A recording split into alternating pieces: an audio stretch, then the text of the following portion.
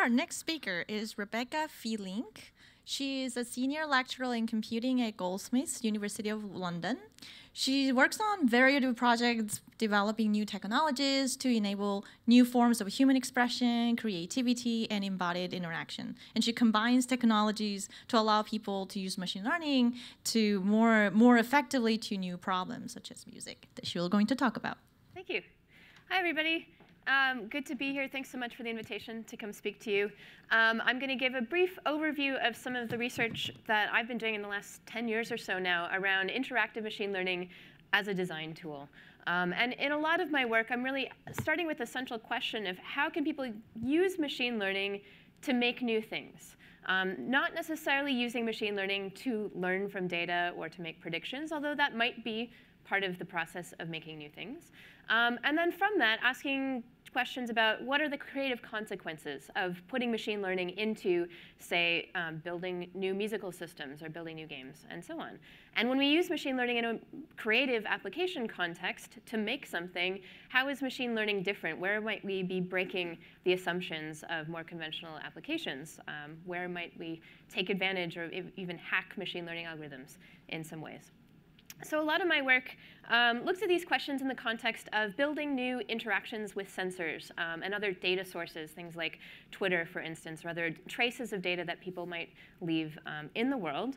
And these are exciting, right? You can imagine many new applications, interactive applications, such as creating new musical instruments, creating new game controllers, creating new quantified self systems, and so on, with these sensors that could tell us what is a person doing, what's happening in the world, and so on.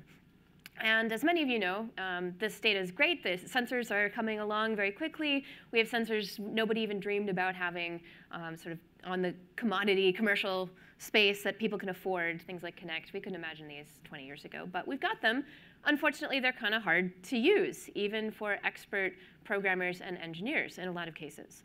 So a really obvious way for machine learning to come into this space is allowing us to make sense of this data. And particularly, if I'm building a new interactive system, I could give my machine learning algorithm some data of, hey, here's a thing that I could do, sensed with a sensor, like a camera or something worn on my body. And in a supervised learning framework, I could say, well, when I do this thing, when you see this input, recognize it maybe as a closed fist, and then I'm going to play a sound, and then I have a musical instrument. Or I want my avatar to jump, and then I have a gesturally controlled game, and so on. And maybe I give it some other examples and say, here's another thing I could do, and here's another computer response. And of course, this fits very nicely into a pretty conventional supervised learning framework until you start thinking about it, which I'll get to. Right? We have some kind of supervised learning algorithm, which has examples of inputs and outputs, and we use that to build a model which predicts new outputs from inputs, and so on. Right? So far, so good. However, there's some interesting differences that begin to become important if you then want to apply this to, say, building a new hand gesture recognizer. The first challenge is that there isn't like the gold star standard hand gesture data set out there. And even if there were, it probably wouldn't be exactly the same as the hand gestures that I would want to use. It might, in fact, be much more complicated than a simple gesture set that I might want to use for a new control problem. So when I started building software for musicians and artists to apply this kind of framework to their work, one of the first things I did differently in my software, which is called Wekinator, is allow people to create these training examples from scratch, right? Allow people to say, hey, here's an idea that I have for my design problem, and I'm going to give it my own data. All right, which makes sense if you're making, say, a hand-controlled drum machine. Makes a little bit less sense if you're doing medical diagnosis, but here it's fine. The next big difference is that if I have a 99% accuracy on my hand gesture data set, what does that really mean? That could be great or it could be not so great. Depends on where those errors are happening. And so the next thing that I did differently in my software is allow people to experimentally evaluate the model and say, hey, maybe I can search for places where it makes mistakes. And then things get really fun when you realize that, hey, it made a mistake when I did this thing. The obvious way for me to fix that mistake, in many cases, is to go back to the data set and actually give it more examples. And I'll do a demo of this in a minute. But in a nutshell, these types of interactions in human-computer interaction are often lumped under the umbrella of interactive machine learning, right? Which is a little bit different from the way that a lot of machine learning folks talk about interactive machine learning. But in my work, I'm talking about these kinds of human-in-the-loop processes where maybe you're doing things like manipulating your training data over time in order to make your model perform better, which is, again, not a great idea in some domains, but in a lot of the design contexts where I work, it's kind of the obvious, useful thing. So with that, I'm going to give you a couple demos so you can get the flavor of what's possible with this. And I like these demos a lot. I realize they're the same ones I've used for a while now, but I can't let them go. So we're going to start out with what I like to call the world's worst feature extractor for vision. This is just downsampling my webcam into a 10 by 10 grid. And I'll get there eventually. And so I'm going to build on the fly a classifier to classify things that I'm doing from this really kind of high-dimensional, crappy signal. And I'm going to use interactive machine learning from scratch. I'm not going to use a large data set. I'm going to make my data set right here. And just teach it to recognize some things that I'm doing on this stage under this lighting, and so on, which is not always what people want to do with machine learning, but often for artists, it's a good starting point. So I can say I'm going to use this to control a drum machine. And the software sitting in between my feature extractor and my drum machine, this is Wekinator. It's going to do the machine learning for us. So I'm going to start out by recording some examples of me standing here. I've got 22 examples. We're in a very small data case. And now I'm going to give it some examples of me not standing here. And now I'm going to train it and run it. And it works pretty well, right? Even though we have crappy features and few examples. And I can try to find a place where it makes a mistake. Like right here, I want this still to be my first sound, so I'll give it some more examples. And retrain it and rerun it. And now it seems to be doing what I want in all those places. And I can make it more complicated, right? I could say, great, here's another thing, my hand. And now it's changed very quickly. This is an easy process, despite the fact we have bad features. And I can save that and load it if I want to perform with it later, or I could just build a new one on the spot later when I'm wearing different clothes. I'll show you another really quick demo using a leap motion controller. And here I'm going to be using this leap motion to get information about what my hand is doing in space. And we're going to control a music program in a little bit more of an expressive way. So one of the application areas where I really love using interactive machine learning is creating expressive musical interfaces that you really couldn't create with using buttons or sliders, things that involve the body in more interesting ways, or things, interfaces that give you many more dimensions of control. And so here, let's see, I'll load up a little patch that does some manipulation of some samples. So let's see, we have some sound. Oh, my drum machine's still going. Got to close that. Let's try this one more time.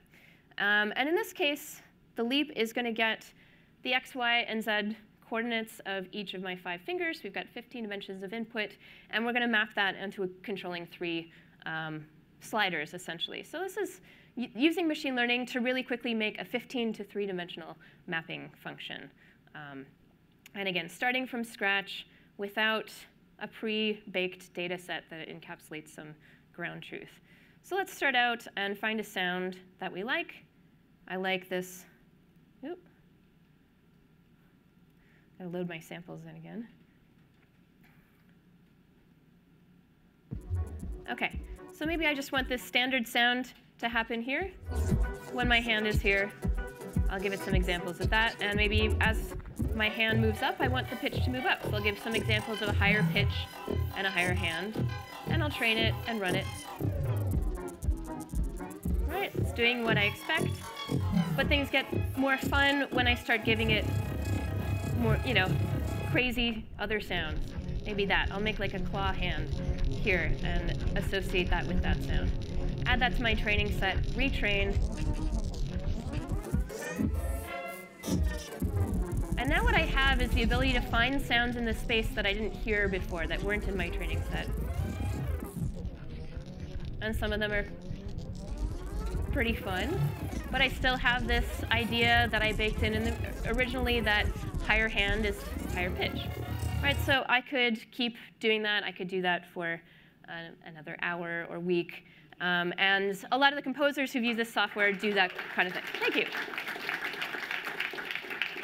So that gives you, again, some of the flavor of how people can use interactive machine learning to build things with sensors really quickly.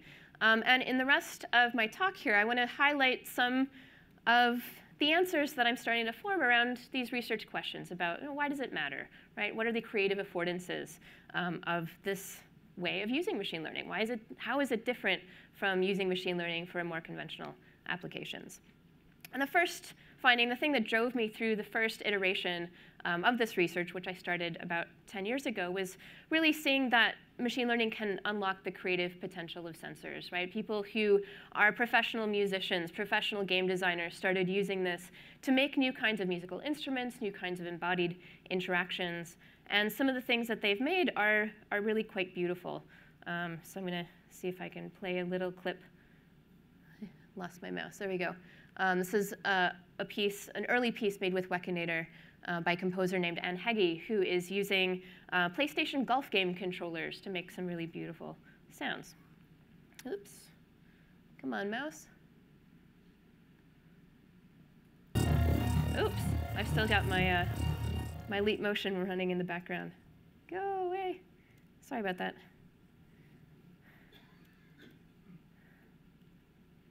All right, let's go back to Anne.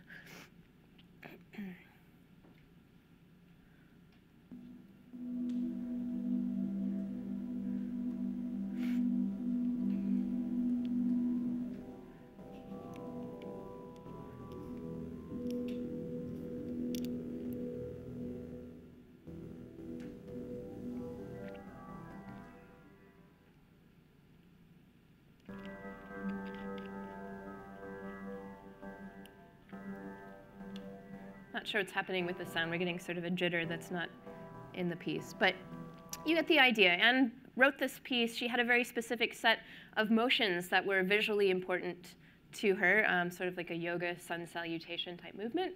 And she had very specific ideas about how the sound might evolve over time with that movement. And she was able to build something relatively easily, certainly much more easily than if she'd tried to program that interaction between the sensors and the sound synthesis. Other really terrific, interesting composers have used this to make instruments that look nothing like ways that we might move to make sound using acoustic instruments. This is Letitia Sanami, who has made and continued to refine over the last 5 years an instrument that uses springs as sensors, and she plays this. I'm not going to show you the video, but if you're into experimental music, go check her out online because she's great. I've increasingly used Wekinator to teach all sorts of other people, run workshops with university students, high school students, designers, and I've increasingly been putting educational resources online. And occasionally, I find out about really cool projects that other people do. So this is not my student, but somebody made with Wekinator a visual detector that uses a camera on top of your head to determine whether there are any screens in your field of vision. And when there's a screen, it blacks out the glasses so that you can't see anything. So I really like that. Another really fun project, which you can go see online, is by someone who took a workshop with me a couple of years ago. He made a facial expression to meme generator. So no matter what expression your camera senses that you have, it'll show you the matching internet meme. This is another favorite of mine. This is maybe on the whimsical side. This is a student of Golan Levin's who took a workshop with me last year. And this is just a little cardboard robot with an Arduino behind it, which uses the Leap Motion. And when you wave, it waves back at you, which I really like. All right. So as a researcher, again, I'm interested in what the creative consequences are beyond just enabling people to build things when they couldn't previously build things, or enabling people to build new things. And the most important finding, I would say, of all of the last 10 years, is that there's great power in enabling people to prototype quickly. And when you think about prototyping with sensors, without machine learning, it's a lot of just debugging code. It's a lot of trying to abstract your idea of what's supposed to be happening into a mathematical function. And then when it doesn't do what you think it's supposed to do, debugging your own idea of what that mathematical function could be. And as you saw with Wekinator, it's quite easy to not just make the first prototype and try it out, but then to change it by iteratively changing the training data in very small ways or very dramatic ways. And over the last several years, I've changed the Wekinator software quite a bit. And this has been the thing that I've thought about the most, is how do I enable people to try out their ideas more quickly, to compare ideas, to explore more widely in the space of possible things that they might build. Related to this is, I think, the importance of enabling people to use their embodied understanding of a problem and communicate that more directly to machines. So when we're building new musical instruments or new sensor-based interactions, often the thing that we care about, or one of the things we really care about, is how someone is moving. How do I want to move?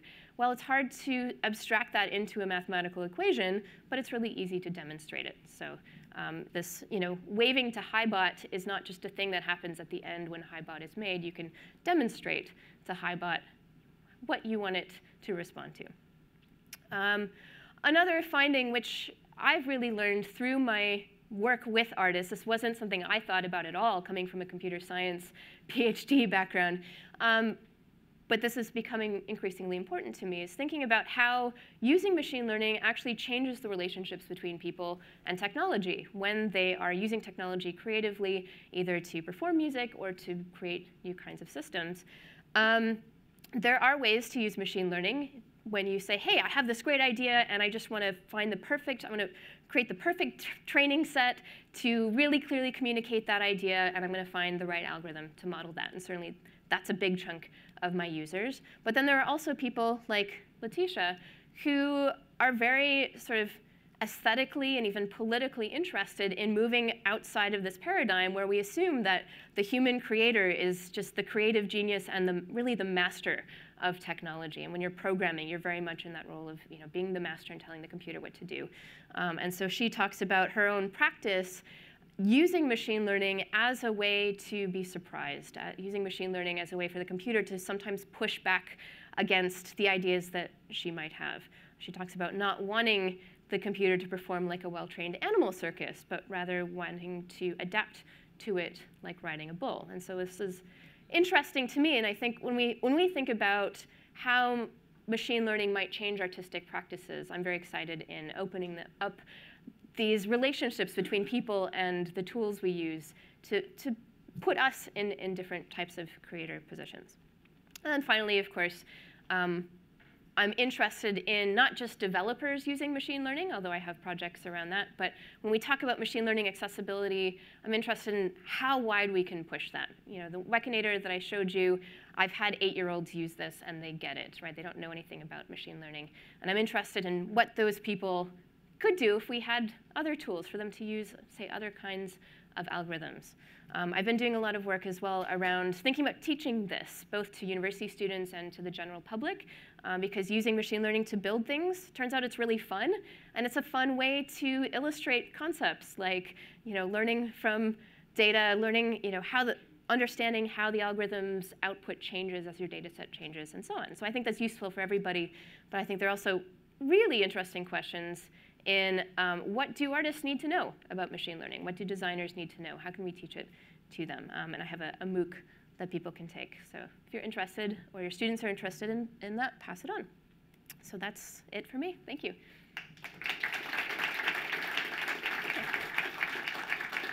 We have time for questions.